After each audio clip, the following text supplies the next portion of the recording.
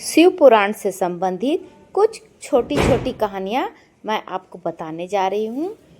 जैसे कि पहली कहानी है, चंद्रमा को शाप से मुक्ति कैसे मिली। चंद्रमा की सुंदरता पर राजा दक्ष की 27 पुत्रियाँ मोहित हो गई। वे सभी चंद्रमा से विवाह करना चाहती थी। तो दक्ष ने समझाया, सगी बहनों का एक ही पति होने से दाम्पत्य जीवन में बाधा आएगी। लेकिन चंद्रमा के प्रेम में पागल दक्ष पुत्रियां जीत पर अड़ गई। अश्वनी सबसे बड़ी थी। उसने कहा कि पिताजी, हम आपस में मेलजोल से रहेंगे, आपको शिकायत नहीं मिलेगी। दक्ष ने 27 कन्याओं का विवाह चंद्रमा से कर दिया। विवाह से चंद्रमा और उनकी पत्नियां दोनों बहुत प्रसन्न थे। लेकिन ये खुशी ज़्यादा दिनों तक नहीं रही। जल्द ही चंद्रमा 27 बहनों में से एक जो बहन है रोहिणी, उस पर ज़्यादा मोहित हो गए और अन्य पत्नियों की उपेक्षा करने लगे। यह बात दक्ष को पता चली और उन्होंने चंद्रमा को समझाया। कुछ दिनों तक तो चंद्रमा ठीक रहे, लेकिन जल्द ही वापस रोहिणी पर उनकी आसक्ति पहले से भी और ज़्यादा हो गई। अन्य पुत्रियों के विलाप से दुखी दक्ष ने फिर चंद्रमा से बात की, लेकिन उन्होंने इसे अपना निजी मामला बताया और दक्ष का अपमान कर दिया। दक्ष प्रजापति थे, कोई देवता भी उनका अनादर नहीं करता था। क्रोधित होकर उन्होंने चंद्रमा को शाप दिया कि तुम 6 रोग के मरीज हो जाओ। दक्ष के शाप से चंद्रमा 6 रोग से ग्रस्त हो गया। उसकी चमक समाप्त हो गई। पृथ्वी की गति बिगड़ने लगी। परेशान ऋषि मुनि और देवता भगवान की शरण में गए। ब्रह्मा दक्ष के पिता थे, लेकिन दक्ष के शाप को समाप्त कर पाना उनके वश में नहीं था।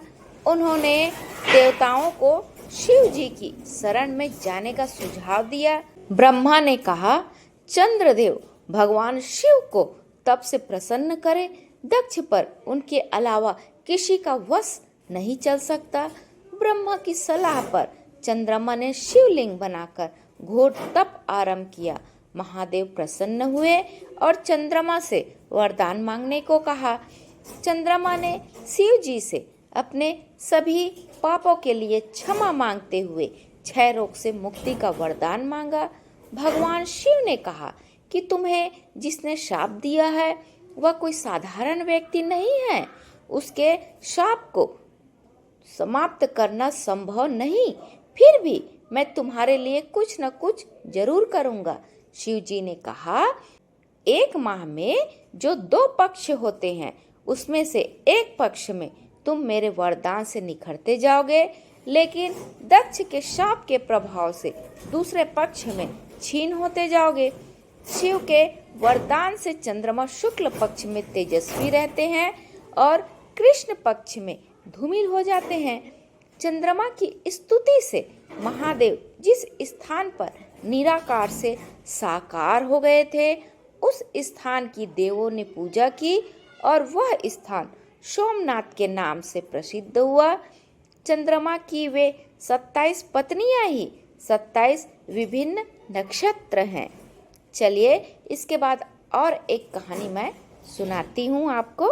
ये जो केतकी का पुष्प है, ये भगवान शिव पर क्यों नहीं चढ़ता है, इसके बारे में चलिए चर्चा करते हैं।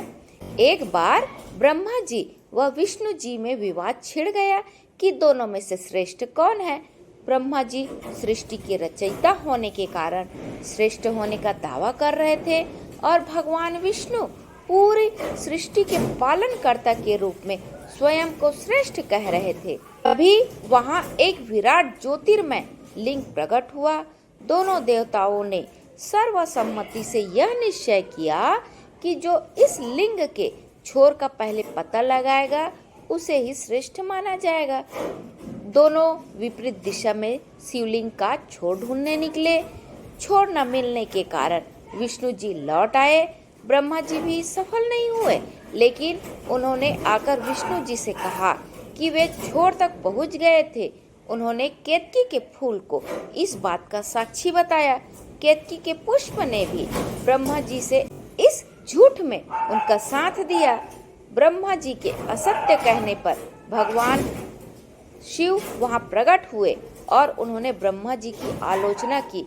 दोनों देवताओं ने महादेव की स्तुति की।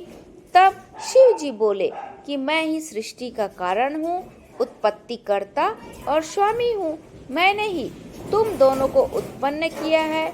शिव ने केतकी पुष्प को झूठा साक्ष्य देने के लिए दंडित करते हुए कहा कि यह फूल मेरी पूजा में उपयोग नहीं किया जाएगा, इसलिए शिव के पूजन में कभी केतकी का पुष्प नहीं चढ़ाया जाता।